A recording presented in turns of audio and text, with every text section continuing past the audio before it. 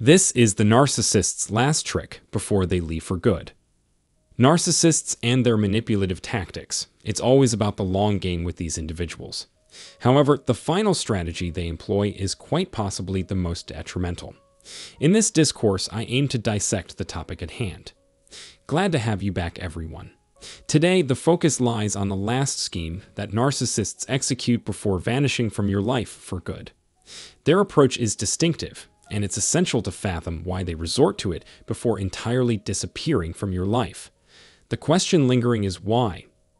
I've figured it out, and I'm here to unravel their sinister plan. The insights and revelations that follow will serve as a weapon empowering you along your healing journey. The disturbing last tactic of a narcissist. I comprehend the motive behind their actions, but frankly, it's inexcusable. It's wicked beyond comprehension. This idea that they have to resort to such heinous tactics. Let's talk about it. Before bidding farewell, the narcissist's ultimate objective is to ravage you, to bring you to a point of no return.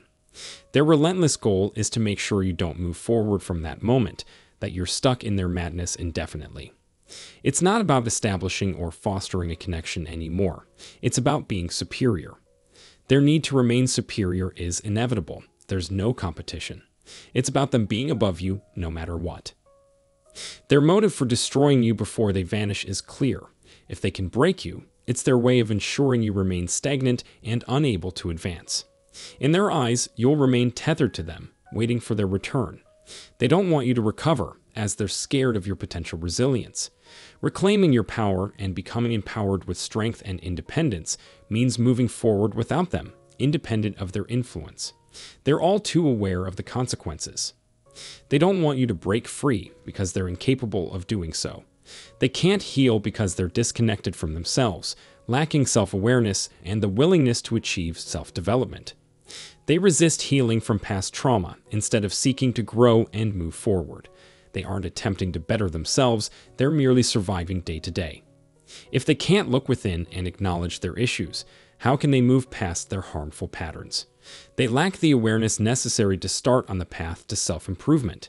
It's an insidious cycle. They've become so alienated from their true self and childhood experiences that they're unable to recognize the work ahead for self-actualization and healing. The severity of their childhood trauma was so immense that their only means of coping became disconnection and suppression. The sheer immensity of their emotions overwhelms them, causing them to doubt their ability to endure confrontation. Their defense mechanisms are forceful, and they've created insurmountable walls around themselves to manage their struggle. There was no one there to guide or console them during their youth, leading them to suppress their emotions and construct even higher walls. Deflection has become their go-to when feeling vulnerable because it's the only method they know to survive. They're continually in survival mode, operating via fight, flight, or freeze. Stepping outside of their usual state of operation is terrifying because it's so unfamiliar. That's why they reject change and have no intention of expanding their perspective or improving their life. Destroying you and leaving you on the floor helps them feel in control. They believe that if they can ensure you stay stagnant, as they have, they will be able to prolong their cycles by using new people as temporary distractions. These individuals grant them a brief escape, helping them to postpone facing themselves. They refuse to be alone, as that would require confronting their internal feelings and emotions, something that they find to be quite challenging. For them, the idea of introspection is incredibly daunting.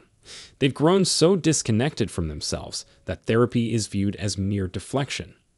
Their walls tower so high that they struggle to visualize the possibility of allowing outsiders like therapists, counselors, or psychologists gain insight into their innermost experiences.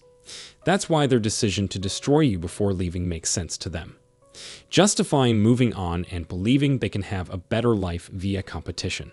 They strive to outdo you, putting their satisfaction in feeling superior. The narcissist engage in an unsayed competition, one that you're not aware of, nor actively participating in or reciprocating. This hierarchy is why they employ their last trick, the devaluation stage before departure. Through this stage, they work strenuously to bring your spirits down, doing so with powerful, targeting strikes. exploiting your emotional triggers and your intimate vulnerabilities to ensure maximum suffering, They want you to feel worthless. They'll weaponize your secrets and intimate details against you, knowing it's a surefire way to cause the most damage. This scheme thwarts responsibility and facilitates an effortless departure for them. By vilifying you, they avoid accountability for their actions, encouraging you to think that you're the problematic individual in the relationship. By undermining your self-worth, they fabricate a narrative that legitimizes their exit. It's an insincere and juvenile strategy. The purpose of putting you down is to evade responsibility and remain in control of the situation. They don't want to engage in a dialogue where they may have to confront their actions. Consistently belittling and making someone feel inferior minimizes the probability that they'll be held accountable for their conduct. This plan makes it easier for them to re-engage with you without dealing with the aftermath of their emotionally manipulative behavior or enduring consequences. Their return to you isn't because they want to rekindle the relationship. That's not their endgame. They're seeking fuel from you. They crave validation and crave attention. It's a transactional, conditional dynamic, a conditional relationship. Their attention is focused on what you can offer for them. By understanding this transactional nature, you can move forward and grasp their objectives and mindset.